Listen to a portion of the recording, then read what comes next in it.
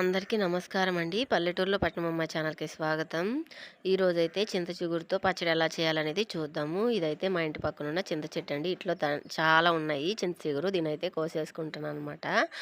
ఇంకైతే మనము పచ్చడి ఎలా చేయాలో చూద్దాము. ఫస్ట్ అయితే ఆయిల్ బాణల్లో కొద్దిగా వేసేసుకొని అందులోకి ఒక 4, 5 ఎండుమిరపకాయలు వేసుకోవాలండి. మీ కారానికి తగినంత వేసుకోండి. నేనైతే ఒక 5 ఎండుమిరపకాయలు అలాగే వేసుకున్నాను అనమాట. అవైతే కొంచెం దోరగా వచ్చేదాకా వేయించుకోవాలి.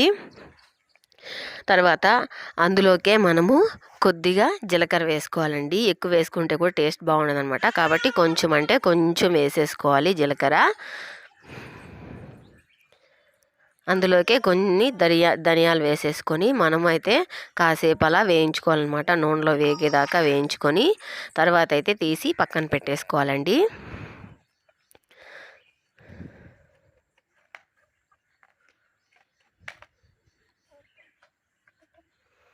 ఇలా కొద్దిగా ఆయిల్లోంచి రాకపోయినా పర్వాలేదు.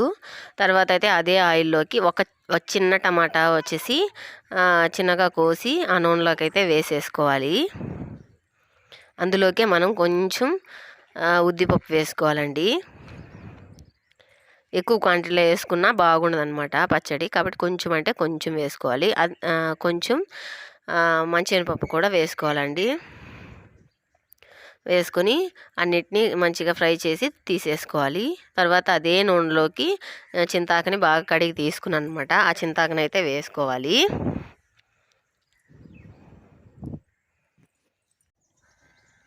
ఆ చింతాకులోకి మనం కొంచెం రాయి ఉప్పు వేసుకొనేసి కొంచెం వాటర్ ఉండంగానే వాటర్ వచ్చేలాగా ఫ్రై చేసుకోవాలన్నమాట.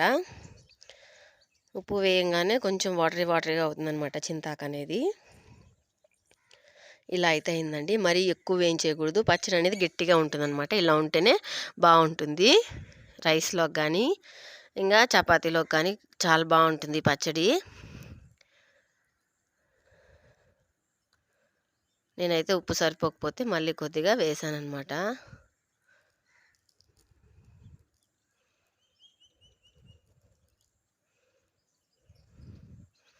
అలా మనము మంటని కొంచెం మీడియం ఫ్లేమ్లో పెట్టి మంచిగా ఉడికించుకోవాలి. ఇలా వాటర్ కొంచెం ఉంది కదా, ఇప్పుడైతే ఆపేసుకోవాలన్నమాట.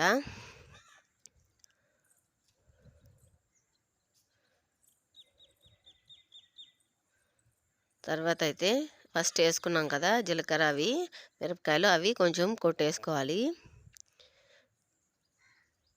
అందులోకి ఒక 10, 12 తెల్లగడ్డలు తాట తీసింది వేసుకోవాలండి. అలానే వేసుకొని మనం ఫైన్ పేస్ట్ లాగా అయితే చేసుకోవాలి.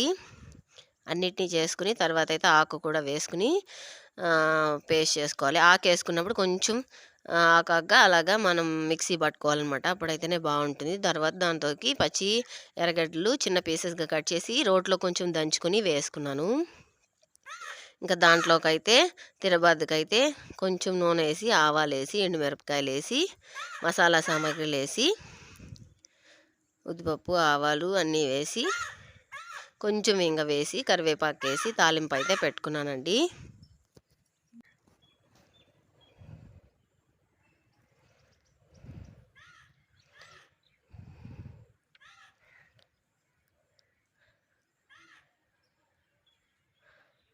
ఇలా అయితే మొత్తం పట్టేసుకున్నాను అనమాట తాలింపు.